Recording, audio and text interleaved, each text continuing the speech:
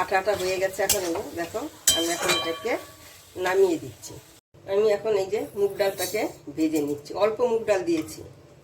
এটা কী করবে, মুগ ডালটা আমি ঝিঙা দিয়ে করব, এই জন্য অল্প করে মুগ ডাল দিয়েছি। এটা একটু আমি হালকা একটু ভেজে নেব, তাহলে মুগ ডালের যে সেন্টটা থাকে ওইটা বেরোবে। যে আমার ডালটা ভাজা হয়ে গেছে, এখানে আমি হালকা অল্প জল দেব।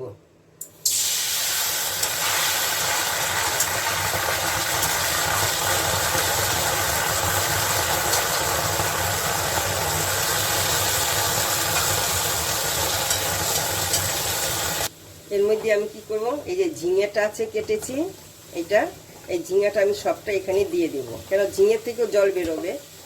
এই ঝিঙের জলে ডালটাও সিদ্ধ হবে, ঝিঙেটাও সিদ্ধ হয়ে যাবে। একটু ডালটা নিচেই থাক, আমি একটু এখন ঢেকে ঢাকনাটা খুলে, এখন আমি ঢাকনাটা খুলে দেখি কি আমার অবস্থা, কত জল উঠেছে। এখন এখানে কি করবো, আমি এই যে একটা বড় সাইজের আলু দিয়ে দিচ্ছি। আমি কিন্তু এখনো তেল মশলা কোনো কিছুই দেইনি। এখন এটাকে আমি আবার একটু ঢেকে দেব।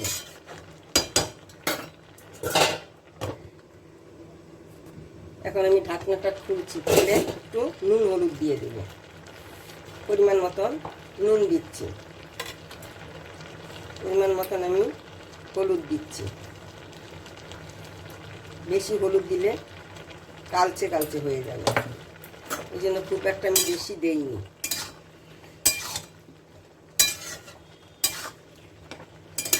অনেক জল উঠেছে, আমি আর এখন ঢাকবো না, দেখি কখন ঢাকবো তখন দেখিয়ে দেব। অনেক জল। আমি এখন কয়েকটা কাঁচা লঙ্কা দিয়ে দিচ্ছি, তোমরা যে যেমন ঝাল খাবে সেই অনুযায়ী দেবে।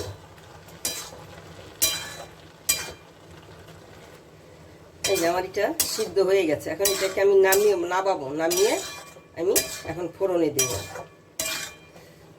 না ভুলে গেছি একটু, আমার কড়াইটা গরম হয়েছে, এখন আমি তেল দিচ্ছি।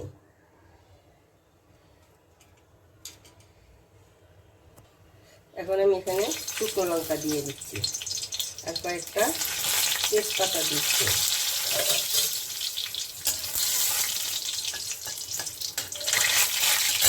এর মধ্যে আমি এখন দিয়ে দিব পাঁচফোড়ন। এই যে পাঁচফোড়ন দিলাম, তারপরে আর একটু দেবো এই যে গোটা জিরে। পাঁচফোড়নের মধ্যে কতটুকু জিরে আছে ওই জন্য আমি আবার জিরেটা দিয়েছি। এখানে আমি দিয়ে দিচ্ছি এই যে আদা মিক্স করে রেখেছি, আদা দিয়ে দিলাম।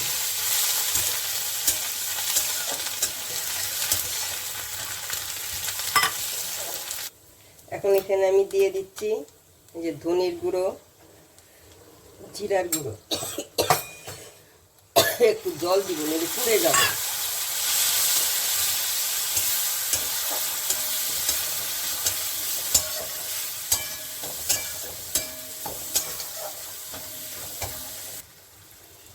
এই ঝিঙেটা এটা আমি এখন দিয়ে দেব।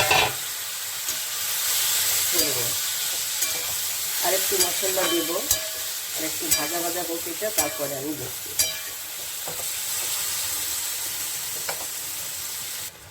অল্প এই যে চিনি দিচ্ছি।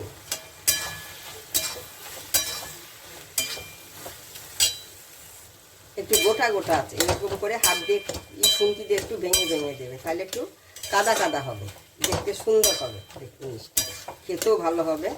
নইলে আলাদা আলাদা হয়ে আছে, এক জায়গায় ডাল, এক জায়গায় ঝিঙে, এক জায়গায় আলু, ওই জন্য এইভাবে একটু ভেঙে দেবে। দেখো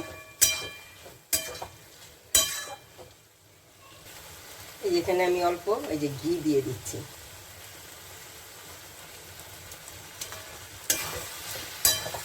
এইভাবে একবার রান্না করবে, খেয়ে দেখবে কেমন হয়। এইভাবে আমার কাছে তো ভালোই লাগে, আমাদের বাড়ির লোকের কাছেও ভালোই লাগে খেতে। আমার রেসিপিটা পছন্দ হলে তোমরা লাইক করবে, শেয়ার করবে, সাবস্ক্রাইব করবে।